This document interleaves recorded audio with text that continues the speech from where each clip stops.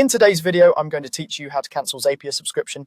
By the end, you'll know exactly where to go in your account and what to expect depending on whether you're on a free or paid plan.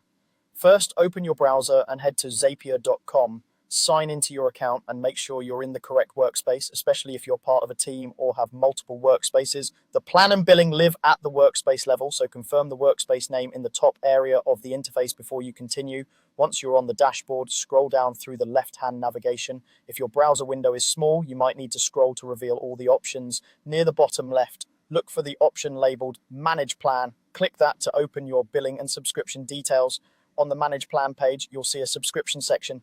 This is where Zapier shows your current plan, your billing cycle, and often your next charge date. Take a moment to confirm that the information matches what you expect for this workspace.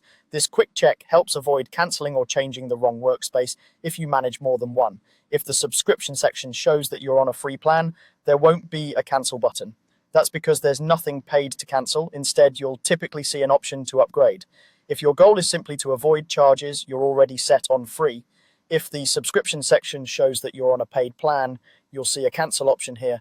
Selecting it will guide you through Zapier's confirmation flow, which may ask for a reason and confirm the end date. In most cases, your plan stays active until the end of your current billing period, and then it won't renew.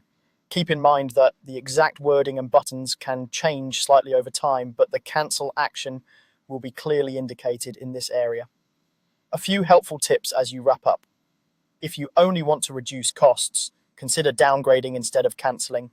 If you cancel, plan for what happens to your zaps. Some may be paused or limited when the paid features go away.